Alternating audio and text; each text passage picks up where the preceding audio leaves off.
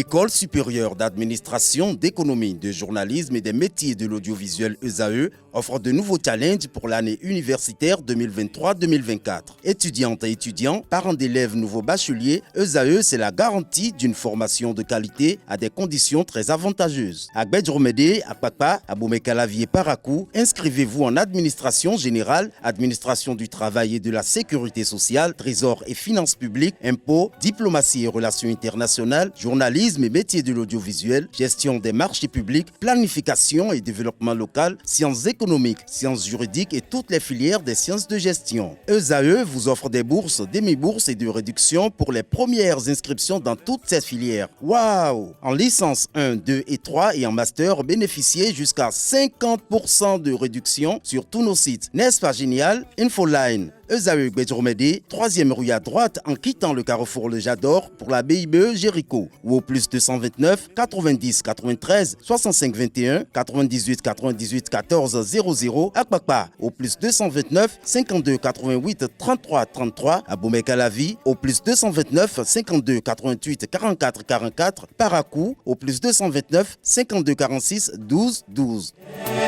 ESAE, l'excellence à un nom. Mesdames et messieurs, bonsoir, bon après-midi. C'est toujours un plaisir pour moi de décrypter l'actualité internationale pour vous sur ESAE Télévision. Cet après-midi, le Congo démocratique, l'Afrique du Sud, l'Union européenne, la Jordanie et la Chine sont au menu. Pour décrypter toute cette actualité, j'ai avec moi Morgana Sogba-Metondi, consultant en géopolitique. Bonsoir. Bonsoir. L'actualité est riche, hein? Il est de nouveau avec nous après plusieurs semaines d'absence. Hamzat Abdoulaye, expert en relations internationales. Bonsoir Hamzat. Bonsoir, un plaisir renouvelé d'être là. Même avec retard, Barkat Salah. Alors, je pense que ça arrive de temps à autre, ouais. Mais voilà, il faut le faire. Juste à côté d'Hamzat, le docteur Laurent Delors-Faton, spécialiste en communication politique. Bonsoir. Bonsoir, Théana. Comment vous allez? Super bien. Nous allons démarrer par le Congo démocratique, désignation officielle d'un porte-parole des unions dans les rangs de l'opposition. Le projet de règlement intérieur de l'opposition, une proposition de Moïse Katumbi. Morgane. Oui, c'est déjà un grand pas que de désigner quelqu'un pour servir le gouvernement comme il le faut, mais il faut quand même constater que la capacité des acteurs politiques en RDC à s'entendre pour aller dans une logique constructive reste encore assez problématique. Ce qui fait que nous avons ces réactions qui viennent de part et d'autre et qui montrent qu'il n'y a pas une cordiale entente pour agir dans le sens du développement. Et il faut rappeler que ça intervient dans un contexte où on sait déjà qu'il y a des acteurs, peut-être même sur le plan national, qui s'intéressent à voir comment déstabiliser le système politique, puisqu'on a eu un, entre griffes, semblant de coup d'État qui n'a pas forcément visé la magistrature suprême, mais qui a visé quelqu'un pressenti pour diriger l'Assemblée nationale. Alors, ce choix intervient dans un contexte déjà problématique et la question qu'on se pose aujourd'hui, c'est de savoir est-ce que c'est un choix qui va s'inscrire dans le temps ou c'est un choix simplement qui sera remis en cause radicalement d'ici là. Alors, justement, par ce geste, Hamzat, on constate que le camp de Moïse Katumbi a quand même fait un effort de tendre la main vers Martin Fayoulou, une main aussitôt rejetée. Oui, parce que il faut comprendre aussi le contexte. Je pense que en matière de politique, surtout en RDC, toutes les mains tendues ne sont pas bonnes à prendre. Donc, comprenez donc la réserve de Martin Fayoulou. Est-ce que derrière cette main tendue, il n'y a pas un deal qui n'est pas forcément avantageux pour Martin Fayoulou? Et l'autre chose, et ça c'est la chose la plus importante, c'est que la RDC ne sort jamais de ces problèmes politiques, tellement que ça englue le mandat du président élu ou des députés élus, et l'agenda politique l'agenda gouvernemental s'en trouve du coup ralenti. Et ça, c'est un problème parce que la RDC est indépendante depuis 1960, mais au grand jamais, malgré ses ressources infinies, comme on le dit, le pays n'a jamais su conjuguer ressources, richesses pour développement et évolution de la population. À cela s'est ajouté également les crises autour de la RDC, liées surtout au Rwanda voisin et aux autres pays limitrophes qui sont impliqués d'une certaine façon dans ce jeu, je dirais, qui entraîne la RDC vers le fond. Et je finirai là-dessus en disant la priorité aujourd'hui pour les Congolais n'est pas de savoir s'il y aura un porte-parole, n'est pas de savoir si Martin Fayulu va tendre ou accepter la main tendue de l'autre côté de Moïse Katumbi. Non, la priorité des Congolais, c'est effectivement que le gouvernement, que les têtes d'affiche du gouvernement s'impliquent de plus en plus par rapport à leurs problèmes et à leur réalité sociale. Tant que cela n'est pas fait, eh bien, on va trouver la même RDC qui fait un peu de la politique cosmétique avec des élections grandiloquentes et également avec des politiques qui sont très souvent à l'affiche, mais qui ne profitent finalement pas du tout à la réalité congolaise. Et c'est ça le drame du Congo. Laurent Delors-Faton, c'est vous le spécialiste en communication politique sur ce plateau. Alors, selon vous, pourquoi est-ce que l'autre opposant, Martin Fayulu, refuserait cette proposition de Moïse Katumbi et surtout le fait qu'on veuille institutionnaliser ce poste de porte-parole de l'opposition? Vous savez, c'est de la comédie en réalité. Parce que, Faton! Oui, c'est la Franchement. comédie. En réalité, c'est la comédie. Parce que chaque parti politique a son idéologie à défendre. Okay. Et quand vous remettez votre parole à un autre parti politique, ça veut dire qu'il défendra ses idéologies. Ce n'est pas de vous qui parlera. Vous comprenez? Sur le plan politique, c'est biaisé de vouloir que toute l'opposition ait un porte-parole. C'est biaisé parce que si c'est lui qui porte la parole, il porte la parole d'abord de son parti. On voit son parti avant de voir les autres de l'opposition. C'est que sur le plan stratégique, aucun parti politique ne devrait accepter. Oui, mais il peut être chef porte-parole sans toutefois être chef de file de l'opposition. En fait, c'est là où je dis que tout est biaisé. Même dans nos pays, cette trouvaille de chef de file de l'opposition, pourquoi l'opposition est biaisée. En réalité, sur le plan stratégique, ça ne profite pas au parti politique.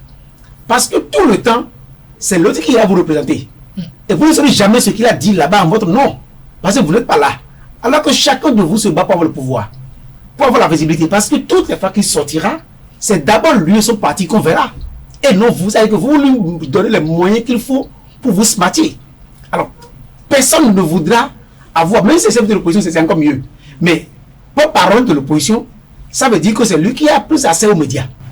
Et qui va tout le temps surfer sur les médias pour monter sa popularité et progressivement vous damer le pion. Et que c'est normal. Vous voulez dire que Moïse Katumbi a l'intention de damer le pion à Martin? En fait, je dis, c'est déjà le constituant ou bien le législateur dans certains pays qui manipule subtilement les lois pour pouvoir régler des problèmes stratégiques. Mais on ne le dit pas assez. Parce que, vous savez, on pose mal les problèmes, on veut les résoudre autrement. Si vous voulez qu'il y ait deux partis politiques dans un pays, il faut le dire clairement. Pour qu'en face de la mouvance, il y ait une seule voix. Et la seule voix sera le parti qui est porte-parole de l'opposition et qui est chef de file de l'opposition. En ce moment, le problème est résolu. Il faut régler le problème, il faut avoir le courage dans nos États de régler le problème de manière structurelle. Quand j'ai plus tard des subterfuges qui compliquent l'existence au parti. Parce que vous avez dit que vous avez un système libéral avec un multipartisme intégral, comme on disait au Bénin, comme ça. Il aurait fallu quand même alors laisser chaque parti politique laisser son plein droit jusqu'à la fin. Mais pourquoi pas le consécuter en chemin? Si c'est que vous voulez que les gens et le parti existent légalement et tout, si j'ai un député, je suis pas parole de mon parti et je suis pas parole d'une partie de l'opposition. Parce que l'opposition doit être plurielle dans nos États. L'opposition n'est pas unique. Si l'opposition était unique, on aurait décrété, comme aux États-Unis, comme au Ghana, comme au Nigeria, qu'il y ait deux partis politiques, l'un porte la voix de l'opposition, l'autre porte la voix de la mouvance. Mais ces stratagèmes qui cherchent à créer du désordre et à faire de la manipulation, ça n'a aucun sens. Et c'est là où je donne raison à Fayulu qui a entièrement raison. Je lui donne tellement raison. Vous savez, pour faire une contestation au Bénin, au moment où le FCBE avait le droit de parler de l'opposition, vous avez jamais vu les démocrates accepter? Jamais. Mais quand ils sont venus, ils ont voulu que le FCBE accepte. Les autres disent non, on ne va pas accepter. Vous comprenez? C'est un jeu. Les démocrates se disaient que s'ils laissaient l'opposition à Paul Rompé et au FCBE, c'est comme si on ne le verrait plus. C'est pareil pour Fayulu. Il sait que si jamais il laisse la parole à Katumbi, il est mort. Et sur une petite durée, on va le tuer. Carrément. Parce qu'on ne va plus entendre parler de lui. Et tout de fois qu'il aura parlé, on va donner. Tu vas en tant que qui? Tu vas en tant qu'opposant ou bien en tant que. Vous comprenez? C'est un stratagème qui ne marche pas. Et j'aurais voulu que les dirigeants dans nos pays aient le courage. Parce que vous savez, la politique, ça peut être le courage. Si vous voulez qu'on ait deux partis politiques, dites-le. D'accord. Et faites la bataille législative pour l'instaurer comme modèle démocratique. Personne ne nous tuera. La Chine a fait le modèle démocratique du parti unique. On tuera les Chinois. Si nous voulons faire ça, faisons ça dans nos pays et réglons ce problème pour des bourses sur le plan législatif. On peut demander à dire qu'il y a des partis de département. Bon, c'est conseil électoral, c'est un modèle qu'on choisit et on passe à autre chose. D'accord, M. Faton, vous aurez compris. Alors, je me retourne vers vous, justement, parlant de Martin Fayulu. Il a avancé comme prétexte qu'il continue de dénoncer le simulacre d'élection de décembre 2023 et que par la même occasion, il ne reconnaît pas les institutions en place. Est-ce que ces seuls groupes de mots suffisent pour qu'il refuse que l'opposition congolaise puisse avoir un porte-parole? Oui, je pense que c'est très important déjà de présenter le jeu démocratique comme étant celui où il y a des forces en présence et que dans la perspective de conquérir le pouvoir, il y a des moments où il faut se mettre ensemble.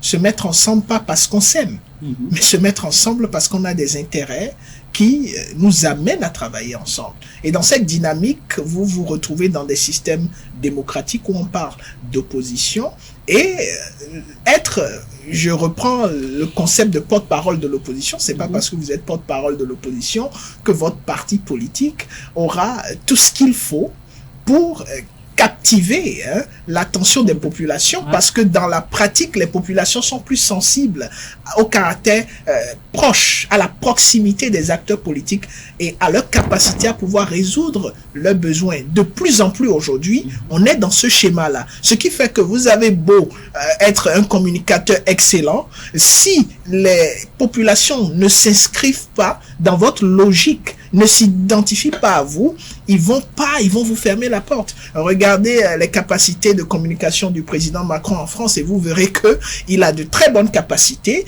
il a un parti solide, mais aujourd'hui, les faits sont là. Les Français s'identifient autrement qu'avec ce concept de Macron. Maintenant, pour revenir au comportement de Fayulu, oui, il faut dire que Fayulu fait partie de ces opposants qui ont dit au lendemain de l'élection du président Tshisekedi que c'était une catastrophe qui s'était produite en matière d'élection en RDC. Et je pense que personne ne leur a vraiment prêté oreille pour comprendre ce dont il faisait cas. Et j'essaye de comprendre parce que je reviens quelques mois avant les élections en RDC où le gouvernement de la RDC même ne savait pas si les élections pourraient se tenir ou pas, jusqu'à la veille. Et subitement à la veille, on trouve... Mais il y a eu des donateurs, Morgan, quand même. Il y a eu des donateurs. C'est pas une question de financement, une élection. Vous pouvez avoir le financement, mais il y a un temps matériel et il y a une organisation nécessaire qui doit s'étendre sur la durée pour remplir toutes les conditions de crédibilité visant à permettre d'abord aux acteurs d'accepter les résultats et ensuite à permettre au reste d'évoluer dans leur leadership. Et c'est ce à quoi on assiste aujourd'hui. La plupart des opposants au président Tshisekedi n'ont pas accepté les résultats des élections n'ont pas reconnu forcément le président Tshisekedi comme vainqueur de ces élections. Mais les institutions l'ont confirmé et il s'est lancé dans une gouvernance. Aujourd'hui, on va s'estimer heureux parce que il s'agit juste de porte-parole de l'opposition. Il ne s'agit pas d'un acteur forcément majeur dans la mise en œuvre de la politique de développement du président Tshisekedi, à moins que les tests au niveau de la RDC obligent qu'il y ait l'existence d'un porte-parole de l'opposition pour donner de la crédibilité aux actions du gouvernement. Mais je doute fort qu'on soit dans ce cas-là. Donc, ce groupe de mots traduit un ensemble de faits qui ont été ignorés pour un acteur majeur de la vie politique en RDC.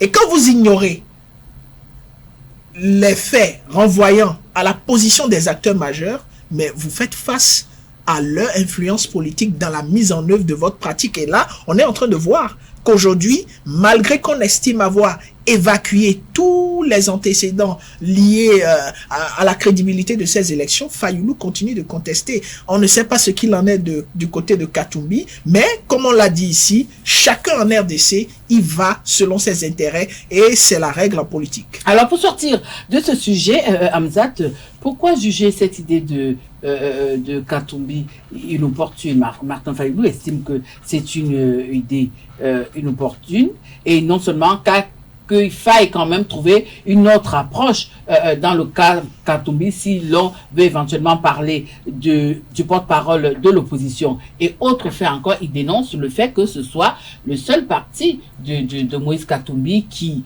apporte cette idée comme ça sur un plateau au niveau des autres partis de l'opposition. Peut-être qu'il voulait que tous les partis d'opposition s'asseyent pour véritablement décider. Oui, on peut comprendre ce type de propos, mais je trouve que Martin Fayulu est un loup blessé parce que malheureux durant toutes les élections parlementaires auxquelles il a participé. Un loup, hein. Et ça, vous savez, en politique, ça agit, ça influence et sur les décisions et sur les approches. Bien entendu, Martin Fayulu est inscrit sur la carte des opposants aujourd'hui. Qu'il le veuille ou pas, il est bien un opposant. La question est de savoir, est-ce qu'il fait partie de cette opposition qui veut aller contre le camp majoritaire présidentiel de Tshisekedi? Est-ce qu'ils ont les armes? Il faut avoir les armes et ensuite la volonté et bien entendu la cohésion unie autour d'une seule question, faisant en sorte que la voix soit une et indivisible. Et oui, mais vous entendez comme l'impression qu'il n'y a que Katumbi qui a les armes d'aller de faire face au président Tshisekedi. Alors, est-ce qu'il a les armes? Je ne pense pas qu'il puisse avoir les armes s'il est seul. Là, il est littéralement seul, mais il cherche quand même à créer une cohésion autour de lui. Ça, c'est un très bon début. Mais si au sein de la même opposition, vous avez des voix dissonantes et discordantes, ça risque d'être difficile. Et ça profite à qui? À Tshisekedi. Dans tous les contextes, je pense que ça profite véritablement à Tshisekedi. La deuxième chose, je pense que l'opposition est engluée ou continue de s'engluer dans des débats futiles. Pour moi, la désignation d'un porte-parole, c'est pas ça la priorité. Je continue de le dire. Les populations attendent des actions. Le Congo est tellement blessé à travers son histoire que l'urgence n'est absolument pas une décision politique. L'urgence n'est absolument pas celui qui va mettre le meilleur costard devant une caméra ou une chaîne de télé. Absolument pas. Quand vous prenez les populations de l'Est du Congo, mais ils souffrent le martyre tous les jours. Et il y a des milliers de déplacés.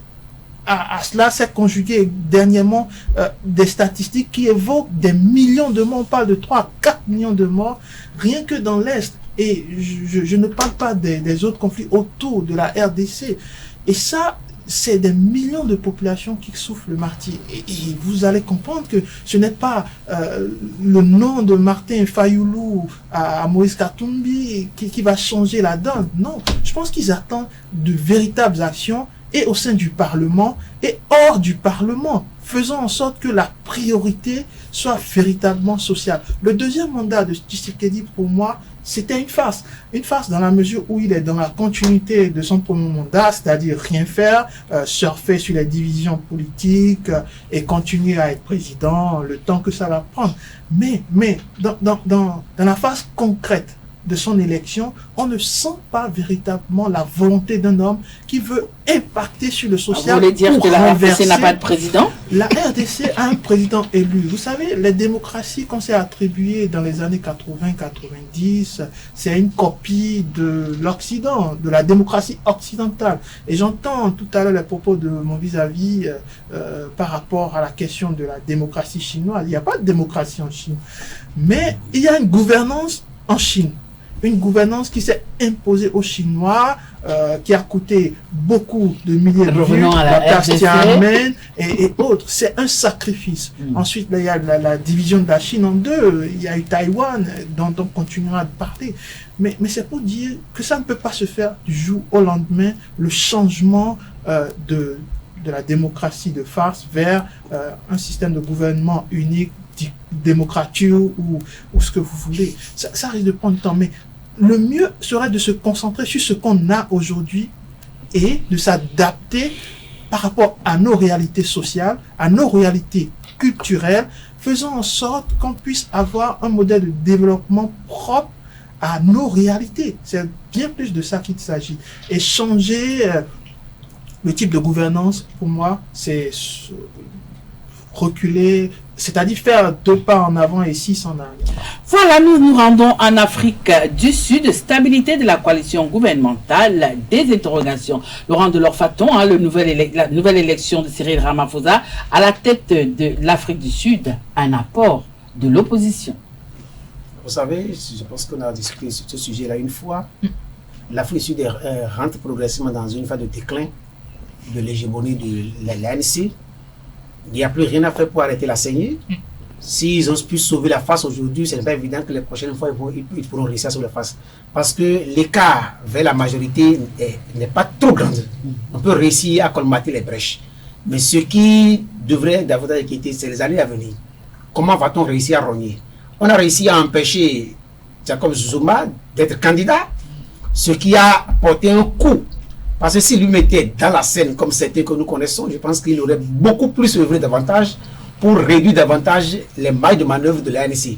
C'est parce que les mailles de manœuvre sont quand même un peu plus gérables qu'ils ont réussi à trouver quand même une partie de l'opposition pour pouvoir rester au pouvoir. Rien ne dit que ça peut durer parce que ça dépend du reste des accords.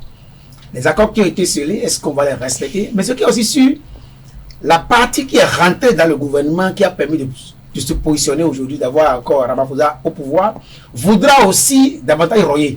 Ça veut dire que le verre est rentré dans le flux actuellement, parce qu'ils ont les moyens pour pouvoir davantage faire leur politique. Ça veut dire que rien ne rassure que ça va durer dans le temps. Et de l'autre côté, là, Jacob Zuma et les autres voudront aussi constituer une majorité progressivement.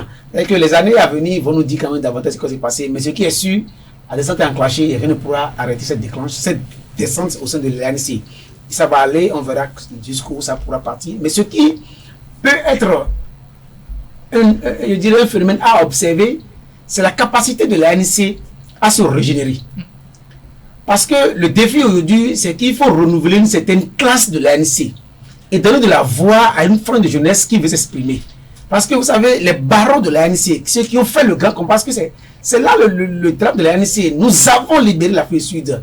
Ils se croient comme les détenteurs de la libération de l'ANC, ces barons de l'ANC, et ils ne peuvent pas voulu donner de souffle.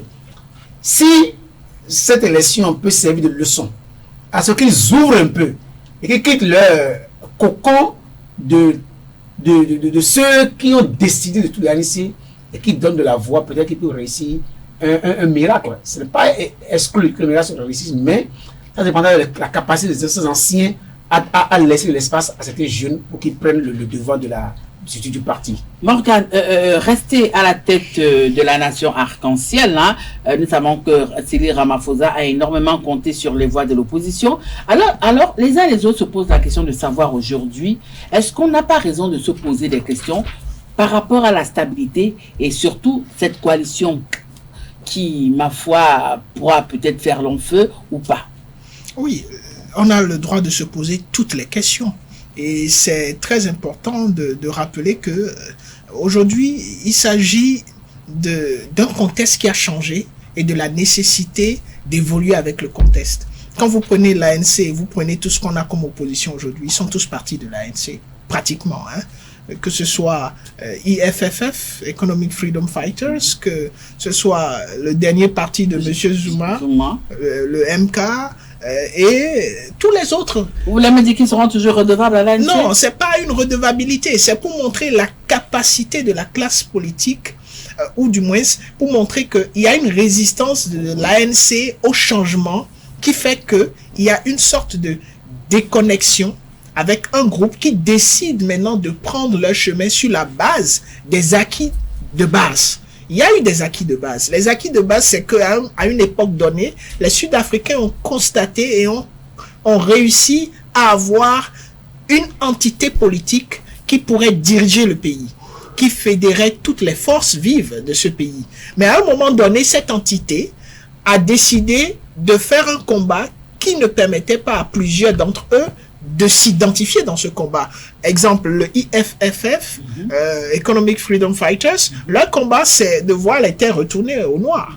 Ils estiment qu'il y a une injustice profonde sociale qui justifie l'état de pauvreté dans lequel se retrouve la majorité noire sud-africaine. Ils estiment qu'on a mis fin à l'apartheid, mais on n'a pas mis fin à l'apartheid économique qui est garante de la pauvreté des Noirs. Et ça, c'est un combat qui se rapproche de plus en plus de la population et surtout de cette jeunesse qui, à plusieurs reprises, a attaqué des Noirs qui vivaient en Afrique du Sud, accusant ces Noirs de venir prendre l'emploi des Sud-Africains, qui ne s'est pas toujours mis dans un contexte paisible parce que c'est la majorité qui vit dans les ghettos, dans les endroits les plus reculés et difficiles à vivre. J'ai suivi un documentaire la dernière fois, même on montrait des Boers, c'est-à-dire Sud-Africains blancs, qui vivraient dans une précarité énorme.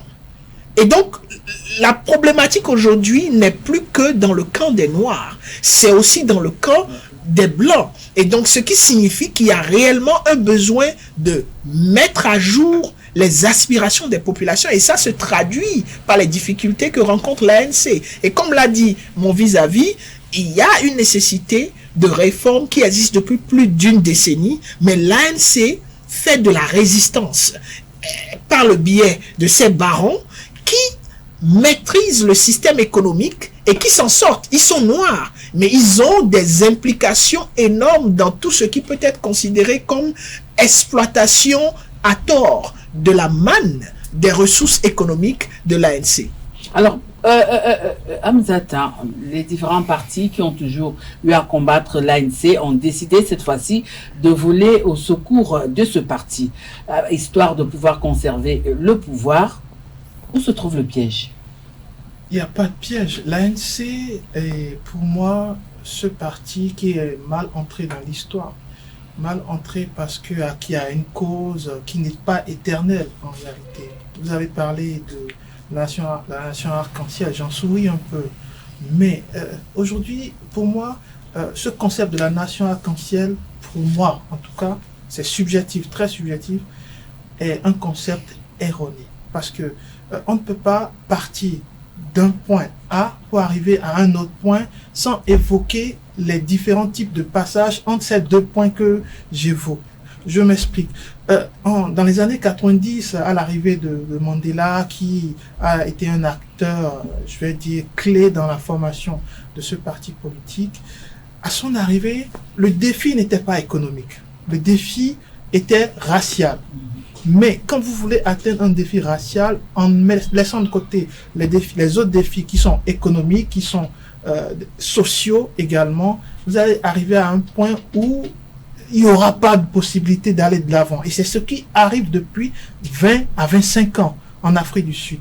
On se rend compte en réalité qu'il y a deux Afriques du Sud. Il y a un État élitiste qui, en tout cas sur papier, est premier pays le plus développé du continent en termes de chiffres économiques, en termes de commerce, en termes d'industrie. Tout va très bien pour cette Afrique du Sud. Mais de l'autre côté, vous avez un autre Afrique du Sud qui végète vraiment dans la pauvreté. C'est l'Afrique du Sud des townships, c'est l'Afrique du Sud des ghettos, de Soweto et de tout ce que vous voulez. Et ça inclut bien entendu cette partie, et c'est bien de l'avoir rappelé tout à l'heure, d'autres couches raciales qui végètent, mais dans la précarité, mais d'une façon incroyable. Il y a les fermiers également qui sont, je vais dire, tués par l'industrie ou les sociétés, les entreprises industrielles multinationales qui les privent de survivre ou de vivre de leurs biens ou de leurs terres. Et ça, c'est un véritable problème. Et de l'autre côté, vous avez également ces multiples races d'origine indienne ou même du continent africain qui n'arrivent pas véritablement à émerger au sein de cette société. Et là, on a un véritable problème. Vous avez un parti politique qui ne se préoccupe absolument pas de cette fracture sociale qui existe et qui continue de prendre des ampleurs inquiétantes.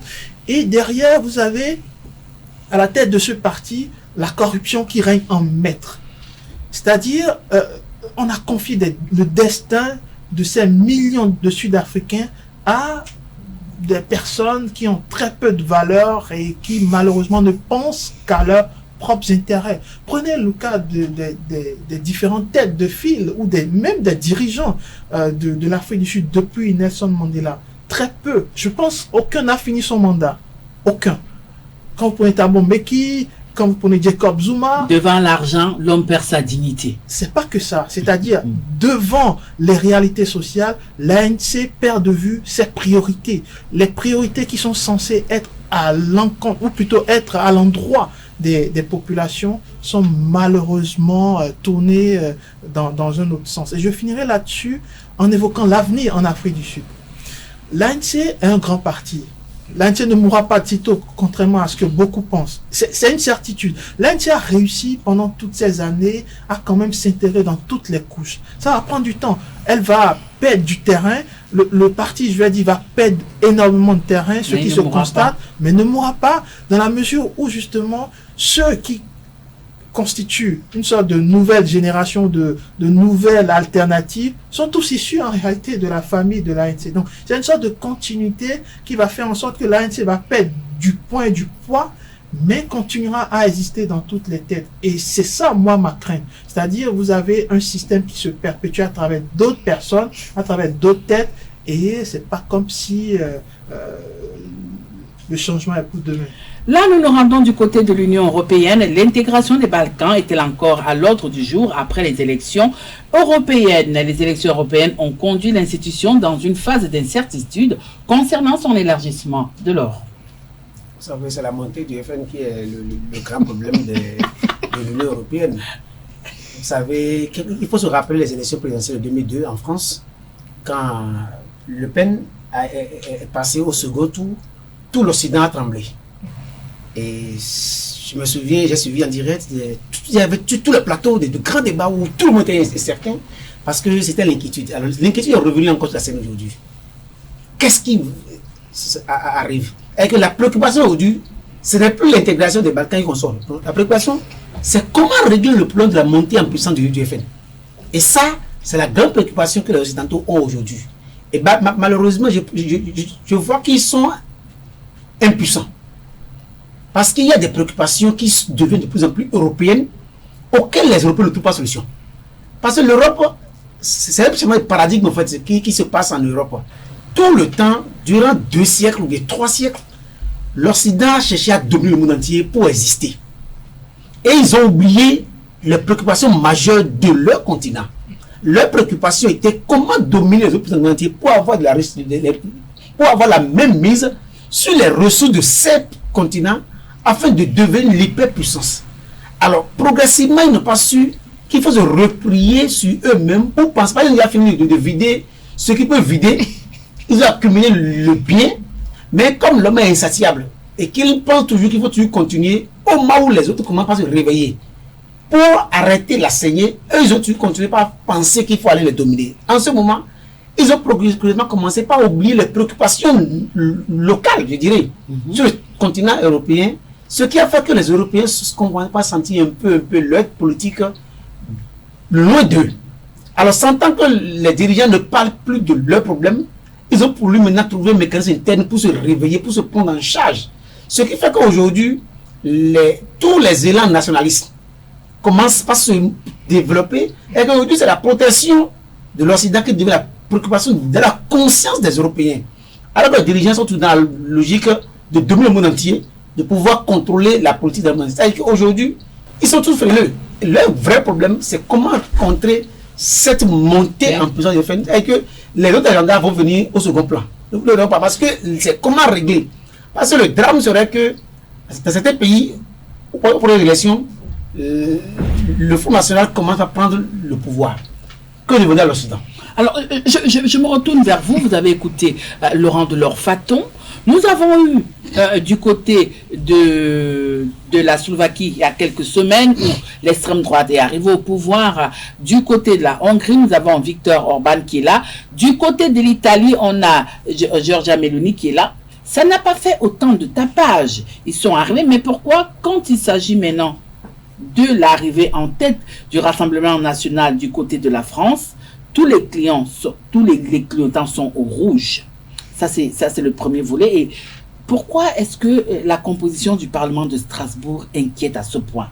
Parce que presque dans la quasi-totalité des pays européens, c'est l'extrême droite qui arrive à l'antenne. Déjà, il faut comprendre que le tapage a existé, mais à l'échelle nationale de chaque pays. Hein. C'est pas nouveau. Chaque pays a fait suffisamment de tapage parce que c'est un fait, c'est ce qu'on pourrait appeler un changement de paradigme sociétal. Et quand il y a un changement de paradigme, c'est comme un séisme. Si on veut prendre le cadre de la Terre, tout le monde ressent cela.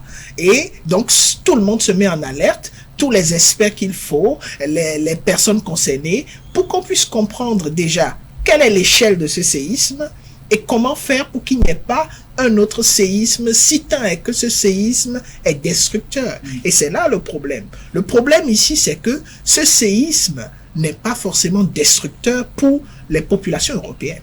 Et que les populations européennes s'identifient beaucoup plus à ce séisme et de plus en plus. Donc ce n'est pas une question liée à la France, mais c'est une question liée à l'Europe. Et on en a entendu beaucoup plus, on a l'impression d'en avoir entendu beaucoup plus parler parce que au niveau de la France, il y a cette façon de voir l'intégration au sein de l'Europe qui n'est pas forcément aussi prononcée dans la politique nationale des autres États. En d'autres termes, en France, pour le gouvernement en place aujourd'hui, la politique de l'intégration de l'Union européenne est capitale et vitale pour la politique nationale. Et c'est ce qui est le problème de la plupart des pays, de la plupart des acteurs politiques, des partis politiques, surtout comme le Rassemblement national. Ils ne conçoivent pas comment est-ce que la politique nationale puisse être aussi dépendante et influencée par la politique d'intégration de l'Europe. Et ce qui a permis certainement au président Macron de vouloir revérifier la confiance qu'il a au niveau de l'Assemblée nationale, parce qu'il a parlé d'une dissolution qui s'inscrit naturellement dans la logique de vouloir faire passer l'intégration au sein de l'Union européenne comme un facteur capital de sa politique nationale. Et c'est pour cela qu'aujourd'hui, ça fait autant de remous en France et ça donne la cote qui certainement va continuer de monter au parti de l'extrême droite. Et là, c'est une situation assez préoccupante, pas seulement pour la France, mais pour toute l'Europe. Pourquoi? Parce qu'il y a plusieurs facteurs qui sont concernés. Le premier facteur, c'est l'immigration. Cette question de l'immigration. On sait combien de fois l'Europe s'est réunie pour discuter de comment gérer l'immigration et on sait tous les arguments qui ont été avancés, à savoir les questions de sécurité, les questions d'intégration sociale et surtout les questions de financement. Et ça, c'est un problème majeur pour l'Europe. Donc, si aujourd'hui, on se retrouve avec une extrême droite un peu partout dans les pays européens, la question de l'immigration sera résolue autrement. On ne parlera plus forcément de comment trouver les moyens financiers nécessaires pour faciliter l'intégration des migrants, mais on parlera surtout de comment faire en sorte pour que les migrants ne viennent plus dans ces pays, ce qui complique un peu la situation. Alors, Hamzat, vous qui êtes expert en relations internationales, il y a certains pays des Balkans qui attendent toujours leur adhésion au niveau de la grande famille de l'Europe. Alors, ces pays-là, est-ce qu'ils ont droit d'être inquiets? Est-ce qu'ils ont raison d'être inquiets? Et surtout, nous constatons tous qu'il y a une certaine redistribution des cartes au niveau du continent européen. Je pense que une nouvelle intégration encore de ces pays qui sont très proches de la Russie la plupart du temps, c'est pas du tout à l'ordre du jour. Je ne pense pas que ce soit à l'ordre du jour dans la mesure où l'Europe est aujourd'hui confrontée à d'autres réalités que mon confrère a bien fait d'énumérer, le problème lié à l'immigration, mais pas que, il y a aussi le problème économique.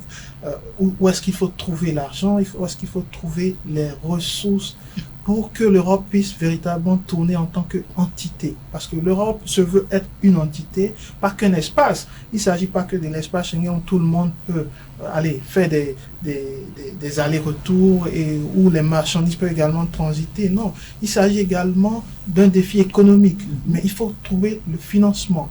Et le financement se trouve où le tout premier, je vais dire, le tout premier...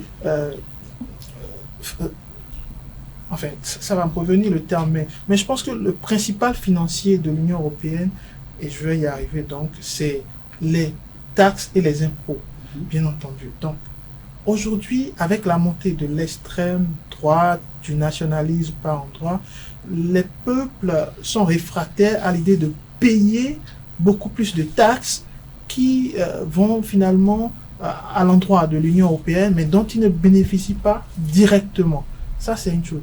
La deuxième chose, c'est un paradoxe que je tiens à souligner. C'est que vous avez la montée du nationalisme, de l'extrême droite, surtout en France, mais vous allez comprendre qu'ils font un passage vers l'Europe pour obtenir une certaine force à l'intérieur. C'est quand même paradoxal.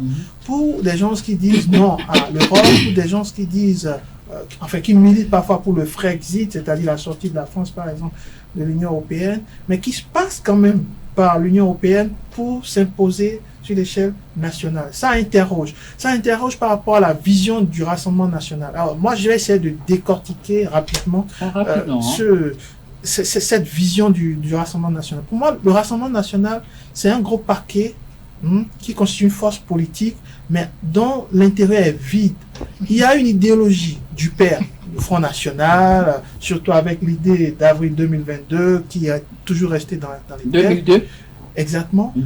Mais le Rassemblement national de sa fille Marine Le Pen a dû piquer des idées de la droite, fabriquer des idées pour faire peur aux Français par rapport à l'immigration, par rapport à la sortie de la France de sa léthargie économique, en faisant la communication autour d'une idée sombre de ce que deviendrait la France si elle ne se renferme pas sur elle-même. Ce qui est très faux dans la mesure où le problème de la France n'est pas politique. Le problème de la France n'est pas lié à une problématique d'une mauvaise immigration. Le problème de la France, c'est un problème de gestion qui s'est étendu des années 2000 à 2024 aujourd'hui. Et le choix de la politique économique, surtout du gouvernement Macron, a amputé sur la possibilité à la France de pouvoir véritablement émerger. Dans la continuité, ça risque d'être difficile, ça c'est une certitude. Mais on ne doit pas oublier ou omettre que le Rassemblement national est devenu une force à part entière. Et je répondais à votre première question. Pourquoi ça fait autant peur? Pourquoi la France fait autant parler que les autres États? Effectivement, je finis par là. C'est que les élections européennes consacrent plusieurs députés. Je pense que c'est 700 députés 750, je crois. 705, 706. Je pense que ça va diminuer après le Brexit. Mais si c'est 706 ou 705, la France envoie 79 députés. Alors, si vous organisez des élections européennes et celui qui l'emporte peut envoyer une majorité de ces 79 députés à l'Assemblée, cela voudrait dire qu'ils peuvent avoir un poids décisionnel dans les discussions et dans les débats parlementaires, ce qui va orienter l'idée ou l'idéologie de l'Europe qui est d'être ouverte, qui est de plus cumuler l'afflux économique, à se restreindre. Et ça posera un véritable souci aux cadres élitistes qui doivent se poser de véritables questions par rapport à une réforme de l'Union européenne qui pour moi va amputer la volonté de ces pays balkans à l'intégrer, parce que finalement intégrer des gens qui vont amener des idées antagonistes à l'idée européenne qui est de s'unir, qui est de s'entendre autour de la culture européenne, de l'Union européenne, ça risque d'être complexe. Nous nous rendons du côté de la Jordanie où l'aide à Gaza et soutenir le cessez-le-feu étaient les leitmotivs du sommet tenu dans la capitale jordanienne. En début de semaine écoulée, de nombreuses sommités se sont retrouvées du côté d'Amman. À cette occasion, le secrétaire général de l'ONU a déclaré, je cite, « J'ai connu des horreurs, mais celles qui se passent actuellement du côté de Gaza dépassent l'entendement de l'homme que je suis. » Je me retourne vers vous, Laurent Delors-Faton. C'est les propos d'un homme impuissant ou juste un homme dépassé par les événements? Vous savez, la crise à Gaza est toujours une grande problématique au niveau des relations internationales et ça inquiète tout le monde. Vous savez, quand ça a commencé, il y a eu beaucoup de spéculations, mais ça a perdu. Et quand ça a perdu, actuellement tout le monde se dit quand ça a fini comment.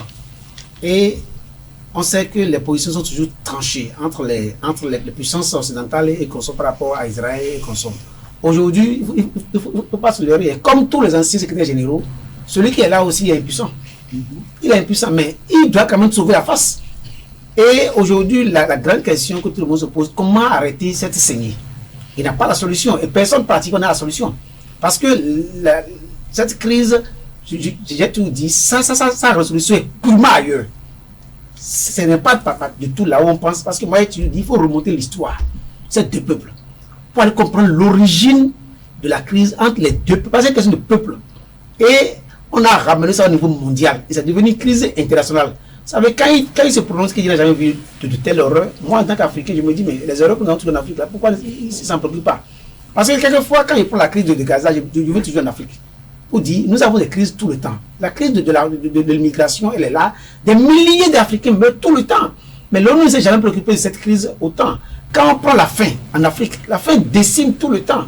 Et ce n'est pas le peu de nombre de personnes, c'est vrai que ces personnes humaines, mais ceux qui meurent à Gaza n'ont rien à voir avec ceux qui meurent tous les jours sur le territoire africain. Quand on prend le paludisme, ça décime. Ils n'ont jamais trouvé les ressources qu'il faut pour la question du paludisme. Mais quand c'est dans cette partie, mais quand c'est eux, on trouve que c'est l'horreur. Et on trouve tous les mots qu'il faut réunir tous les sommets pour pouvoir trouver l'argent pour réunir cette crise. Peut-être que mon sentiment est un sentiment, mon analyse est biaisée par rapport à ma position en tant qu'Africain, mais j'aurais voulu qu'on ait les mêmes cris quand les crises se passent en Afrique. On a les mêmes cris quand les enfants sont affamés, qu'on montre à travers des images leur ventre plat. Quand les enfants sont attaqués par le choléra, on montre. J'aurais voulu qu'il ait les mêmes sentiments.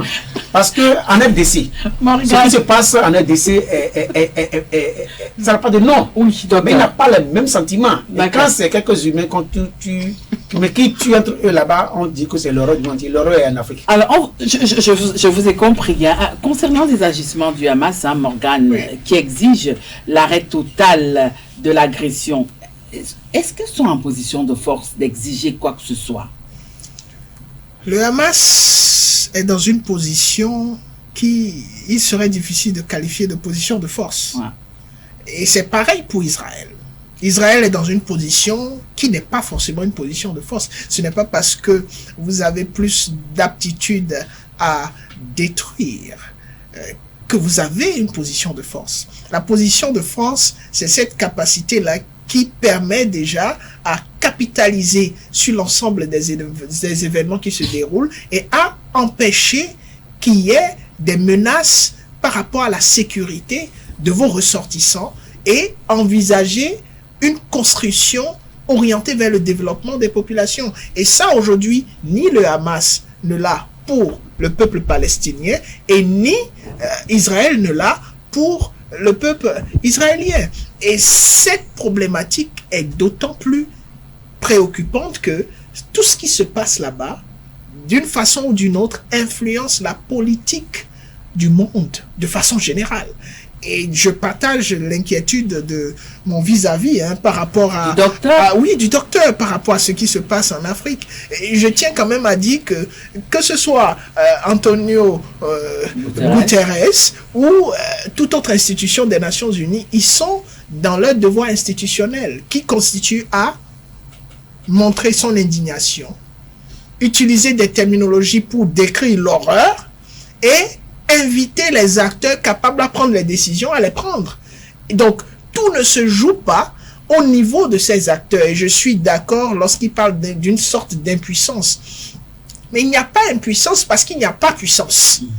L'institution a été construite de façon à ce que le secrétaire général des Nations Unies préside et dirige l'Assemblée générale des Nations Unies, qui même dans ses résolutions n'a pas forcément une force probante. Et tout est concentré entre les mains en matière de paix et de sécurité, dans les mains du Conseil de sécurité, qui est dominé par les 5 que nous connaissons, les 5 grands, et qui sont impliqués dans ce qui est en train de se passer. C'est un peu comme si vous ramenez la situation à une famille, papa et maman qui se font la guerre, et vous demandez aux enfants d'aller empêcher papa et maman de se faire la guerre. Ils vont recevoir des claques, ils vont rester très loin. C'est papa et maman qui font les règles à la maison. Et c'est pareil. La Russie, les États-Unis, la France, le Royaume-Uni et la Chine font les règles en matière de maintien de sécurité. Et ce sont ces acteurs-là qui sont capables aujourd'hui de donner ou d'orienter Israël et le Hamas dans le sens de la paix. Mais le travail, comme l'a fait ressortir mon vis-à-vis, revient au peuple israélien et arabe, pour ne pas dire palestinien.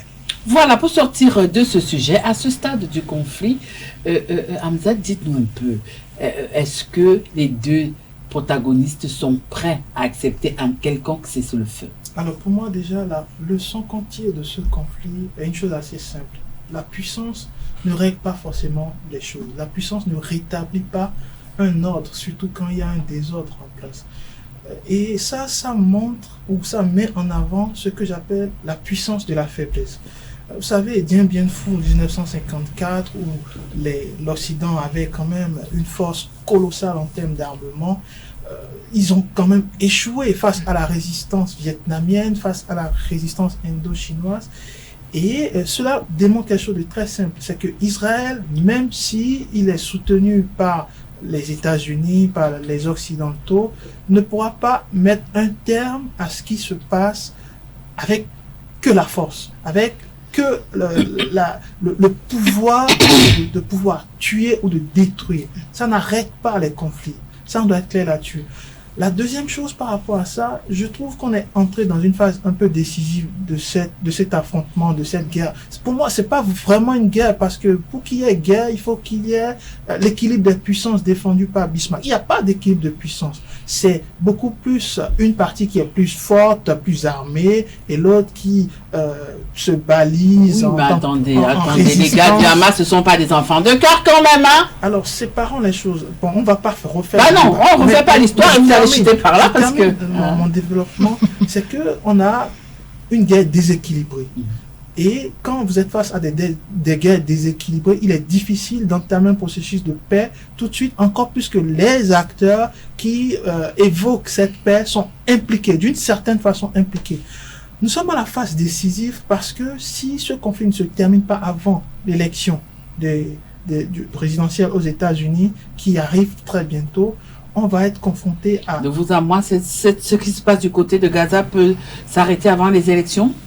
Non, si ça ne s'arrête pas avant les élections, ça ne peut pas s'arrêter tel que c'est parti là. Non, mais vous n'êtes pas prophète. Mais si les élections arrivent et font basculer le pouvoir démocrate vers les républicains, eh bien, ça risque d'être un drame absolu, dans la mesure où Israël peut continuer ou va continuer à s'entêter, et il pourrait avoir une contrebalance du côté des Américains.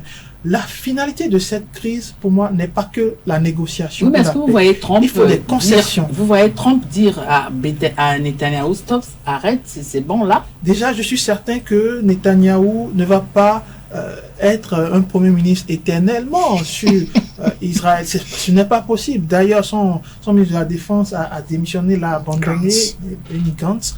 Et ça, vous voyez lui premier ministre?